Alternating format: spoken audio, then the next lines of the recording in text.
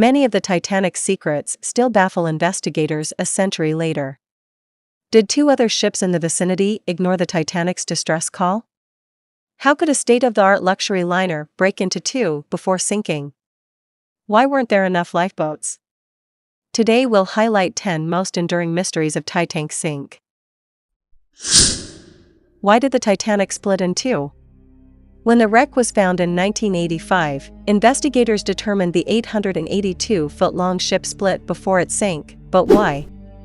No one really knows. Some scientists blamed the hull's rivets, which contained a high concentration of slag-smelting residue that can make metal split apart. Others believe water poured in when the Titanic hit an iceberg and that the pressure separated each side of the boat. A study reported in Scientific American said the failure began in the ship's bottom structure when it was at an angle of about 17 degrees, then spread across the breadth of the ship and upward, forming two separate pieces of the double bottom. Why only 20 lifeboats for thousands of passengers and crew?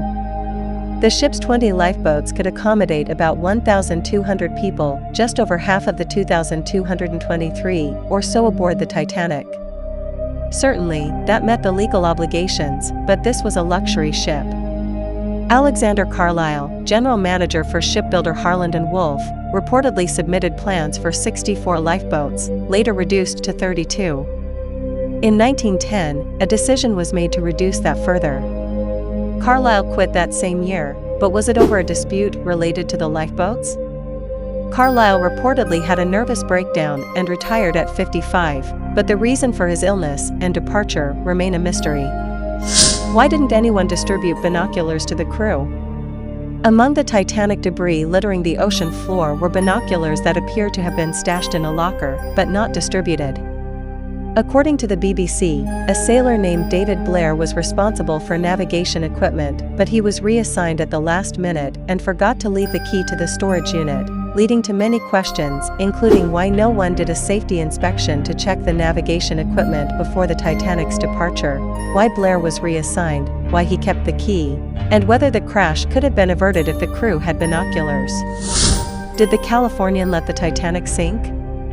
Captain Stanley Philip Lord was in charge of the SS Californian, which sailed close to the Titanic on April 14, 1912.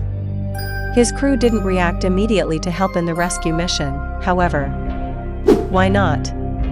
Initially, investigators decided the Californian was probably closer than the 19.5 miles claimed by Captain Lord. Decades later, however, the discovery of the Titanic's wreck exonerated Lord and the Californian, which led to another mystery. Witnesses swore they saw another vessel lurking close by. So was there another ship that watched the Titanic sink? The strange case of the Norwegian sealing ship. The Norwegian sealing ship, the Samson, may have also been in the vicinity, but nothing is certain. Henrik Næss, the Samson's former first officer, told a Norwegian newspaper that his vessel was within sight of the Titanic. According to the Washington Post, the Samson may have been illegally seal hunting off Newfoundland, and was wary of being discovered. With no radio aboard, the Samson couldn't check the level of distress aboard the Titanic. But why would the Norwegian ship be 1,000 miles from its Arctic hunting ground and nowhere near seals? The story has confounded Titanic scholars for decades. And the band played on. What was the last song played by the Titanic band? Dara Dick, a first-class Canadian passenger, said the final song was the hymn Nearer, My God, to Thee, but Ultimate Titanic maintained she was on a life raft some hour and 20 minutes before the musicians would have played their final melody.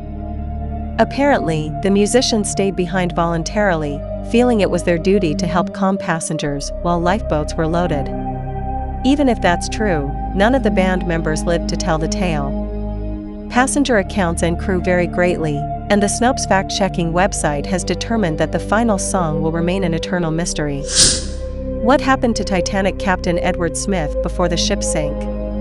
Captain Edward Smith reportedly appeared on the bridge at 11:40 p.m. on April 14, 1912, to ask what the Titanic had hit. An iceberg, sir, First Officer William Murdoch replied. What happened after that is less clear. Some survivors claimed to have seen Smith commit suicide with a pistol, while others reported seeing him inside the wheelhouse of the bridge as the Titanic sank. According to author Wynne Craig Wade, Captain Smith had at least 5 different deaths, from heroic to shameful, and rumors of his survival also circulated. Did a Superman help sink the Titanic? Texas State University researchers have a theory, a rare lunar event the likes of which hadn't been seen in 1,400 years, created the hazardous conditions that sank the ship. Normally, the type of iceberg blamed for sinking the Titanic would not have floated south into the shipping lanes without melting a bit. The supermoon could have caused an unusually high tide, however, pulling the iceberg away from a Greenland glacier, at least, that's the theory. It would have taken 3 months for the iceberg to float into the Titanic's path. So does it all come down to a strange lunar-Earth alignment on January 4, 1912, which caused the accident? What happened to the passengers who survived but didn't disembark from the Carpathia? How many of the Titanic survivors boarded the RMS Carpathia rescue ship but didn't disembark in New York? It isn't clear, but at least 6 survivors, all Chinese sailors, had to stay aboard under a U.S. law called the Chinese Exclusion Act. They were then transferred to a Cuba-bound ship and seemingly vanished. A documentary team tried to track down the men, believing they moved first to the UK and then scattered abroad to Canada, India, and back to the US, but the details remain murky. Even some close family members did not know the men survived the Titanic disaster until after the men had died. Why did millionaire John Jacob Aster refuse to board a lifeboat? John Jacob Aster, 47, with a personal fortune of $150 million, was the wealthiest man aboard the Titanic. His group, including his 18-year-old wife, Madeline, and servants, seemed to loiter. Aster apparently put his wife safely aboard Lifeboat 4, but Aster was denied boarding himself as it was women and children first. Aster did, however, reportedly have the opportunity to board Lifeboat 7, but chose not to for reasons that remain a mystery. His body was recovered a week later by the crew of the McKay Bennett, and he was buried in Trinity Cemetery, New York.